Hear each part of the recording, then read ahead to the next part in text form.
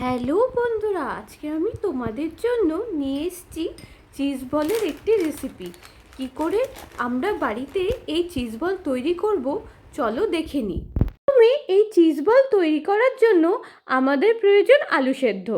আমি এখানে বড় দেখে দুটো আলু সেদ্ধ নিয়ে নিয়েছি। আর তোমরা যদি মনে করো চিজ বল বেশি বানাবে তাহলে তোমরা আলু সেদ্ধ আরও বেশিও নিতে পারো। এবার আমি আগের থেকে কুচিয়ে রাখা কুচনো পেঁয়াজ 2 থেকে 3 চামচ দিয়ে দিলাম। তোমরা পেঁয়াজের পরিমাণ তোমাদের অনুযায়ী বাড়িয়ে কমিয়ে নিও। এবার আমি কর্নফ্লাওয়ার 2 থেকে 3 চামচ দিয়ে দিলাম। তোমরা যদি তোমাদের বাড়িতে কর্নফ্লাওয়ার না থাকে তাহলে চালের গুঁড়ো ব্যবহার করতে পারো। এবার আমি জোয়ান দিয়ে দিলাম 1 চা চামচের মতন। এবার আগের থেকে ভেজে গুঁড়ো করে রাখা ভাজা গুঁড়ো মশলা 1 চা চামচের মতন দিয়ে দিলাম। এবার স্বাদ অনুযায়ী নুন আমরা এখানে দিয়ে দিলাম। এবারে 1/2 চা চামচের মতন চিলি ফ্লেক্স দিয়ে দিলাম। আর অরিগ্যানো সেটাও আমি এখানে ব্যবহার করেছি। এবারে আমি সম্পূর্ণ জিনিসগুলোকে একসাথে হাতের সাহায্যে ভালো করে মেখে রেখে দেব। বন্ধুরা, আমি এখানে চিজ বলের ওপরে লেজের চিপসের কোটিং দেব বলে আমি এখানে লেস ব্যবহার করেছি। তোমরা তোমাদের পছন্দ অনুযায়ী চিপস এখানে ব্যবহার করতে পারো। এবার আমি সেই লেসগুলোকে প্যাকেট থেকে বের করে নিয়ে একটি পাত্রে রেখে হাতের সাহায্যে একটু গুঁড়ো করে নিলাম। খুব বেশি গুঁড়ো করব না।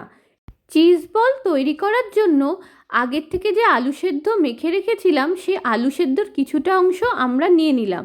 নিয়ে এবার সেটিকে একটু গোল গোল আকারে শেপ দিয়ে তার মাঝখানে একটি গর্ত করে তার ভেতরে মোজারেলা চিজ দিয়ে দিলাম। দিয়ে এবার ভালো করে আলু সেদ্ধ দিয়ে সেটিকে কভার করে এবার হাতের সাহায্যে একটু সুন্দর করে ভালো করে গোল গোল শেপ দেব, যাতে ভেতর থেকে চিজ বেরিয়ে না আসে।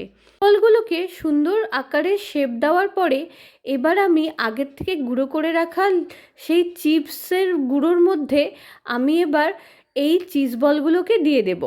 এবার ভালো করে কোট করার পরে এবার আমি হাতের সাহায্যে সেটিকে সুন্দর আকারের একটি শেপ দেব।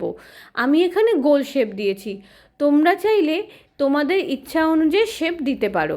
আমি এখানে গ্যাসের উপরে একটি কড়াই রেখে তার মধ্যে একটু বেশি পরিমাণ তেল এখানে দিয়ে দেব, কারণ আমাদের চিজ বলগুলোকে ভাজতে হবে। এবার আমি এখানে একে একে চিজ বল তেল গরম হলে দিয়ে দেব। আমি এখানে রিফাইন অয়েল ব্যবহার করেছি। তোমরা চাইলে তোমাদের পছন্দ অনুযায়ী যে কোনো তেল ব্যবহার করতে পারো।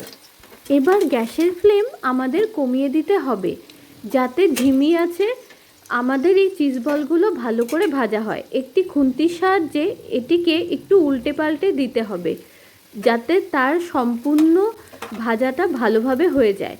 এবার খুন্তির সাহায্যে আমরা এটিকে একটি পাত্রে তুলে নিলাম। দেখো বন্ধুরা, কত সুন্দর আমাদের তৈরি হয়ে গেল চিজ বল। তোমরা বাড়িতে এটিকে অবশ্যই ট্রাই করবে আর জানাবে কেমন লাগলো তোমাদের। আরও সুন্দর সুন্দর ভালো ভালো রেসিপি পেতে আমাদের চ্যানেলকে অবশ্যই করে লাইক, কমেন্ট, সাবস্ক্রাইব এবং বন্ধুদের সাথে শেয়ার করতে ভুলো না।